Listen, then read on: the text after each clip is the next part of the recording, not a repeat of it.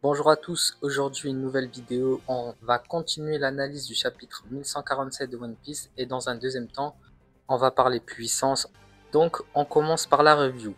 Dans le précédent chapitre, on a vu que Jinbei, Nami, Brook et Usopp ont été capturés. Ce qui est très étonnant, c'est qu'ils n'ont aucune blessure visible sur leur visage et sur leur corps.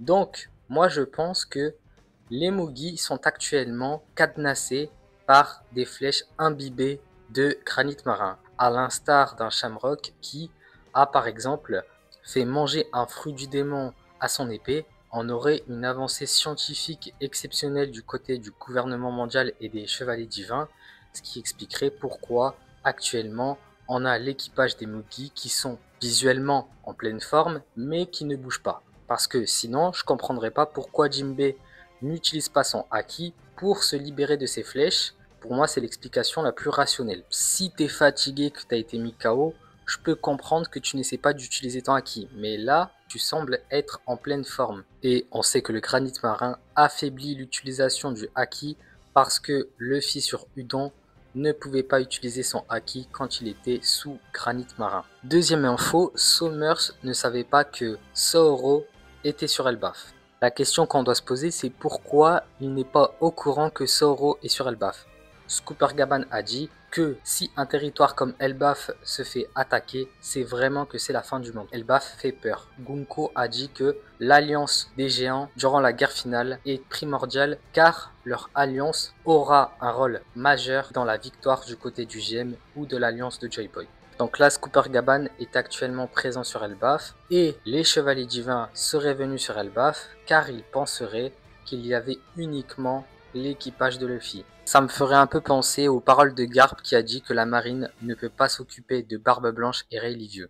Donc on sait que les agents du gouvernement mondial ne font pas n'importe quoi vis-à-vis de la puissance. Et là, le fait que Shamrock parte alors qu'il y a Scooper Gaban, l'équipage d'un empereur et des gens d'Elbaf, pour moi ça paraît un peu incohérent. Donc je vais me répéter, il n'était pas au courant que Zoro était présent sur Elbaf car le gouvernement mondial ne vient pas sur Elbaf car c'est un territoire qui fait peur. Et donc Gaban a très bien compris cela car il sait que personne attaque Elbaf. Il est venu sur Elbaf pour vivre tranquillement. On fait un parallélisme avec Sanji qui a dit qu'il allait représenter un danger immense pour la marine et pour le gouvernement mondial. On peut supposer que Gaban représente un immense danger pour le gouvernement et donc est venu sur Elbaf pour vivre tranquillement. Somers dit « Je n'ai pas envie de me battre contre un empereur ». Je pense pas qu'il ait aussi envie de se battre contre Scooper Gaban. Donc je pense pas qu'ils auraient pris le risque de capturer Colon s'ils savaient que son père est Scooper Gaban.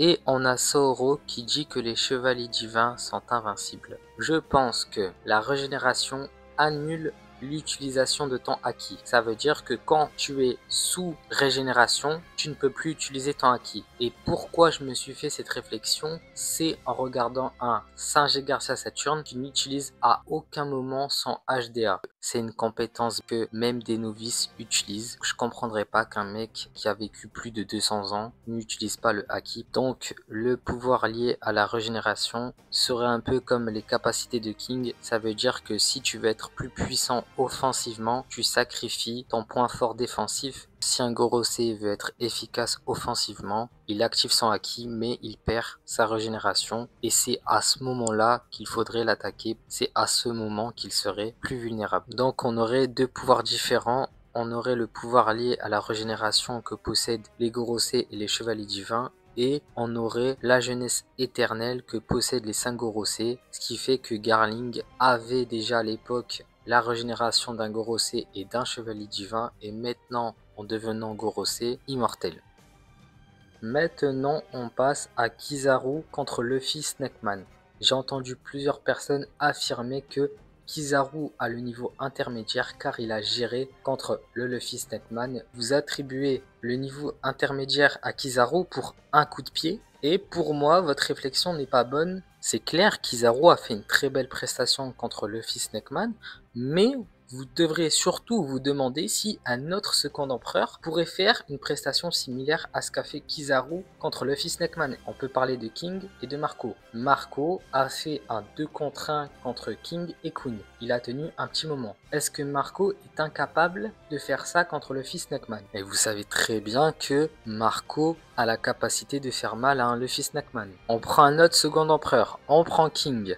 Est-ce que vous pensez que King est incapable de mettre à mal Luffy Snakeman? Je vous laisse juger. Je pense même que King a un très gros avantage contre Luffy Snakeman. Luffy Snakeman, pas de HD avancé, pas de HDR avancé. Luffy Bundeman plus Rob Lucci enchaîne Esbir, mais Esbir n'a absolument rien du tout. Vous comprenez donc que Luffy Snakeman pourrait frapper King et King n'aurait absolument rien du tout si King a ses flammes allumées. King serait un mauvais match-up pour Luffy Snakeman et Marco aurait pu le valser car Marco a valsé Aokiji, Kizaru, King, Queen. Marco a déjà valsé plusieurs personnages mais on ne le met pas à un niveau intermédiaire. Si je comprends bien votre raisonnement, le fait que Kizaru ait dégagé Luffy Snakeman le place à ce niveau. Mais ça voudrait dire que si Marco valse Luffy Snakeman et on sait tous qu'il en est capable, on devrait aussi le placer au niveau intermédiaire. N'importe quel second empereur aurait fait très mal à Luffy Snakeman et en plus Katakuri a fait très mal à Luffy Snakeman. En tout cas, si t'as aimé cette vidéo, n'hésite pas à liker et t'abonner et n'oublie surtout pas,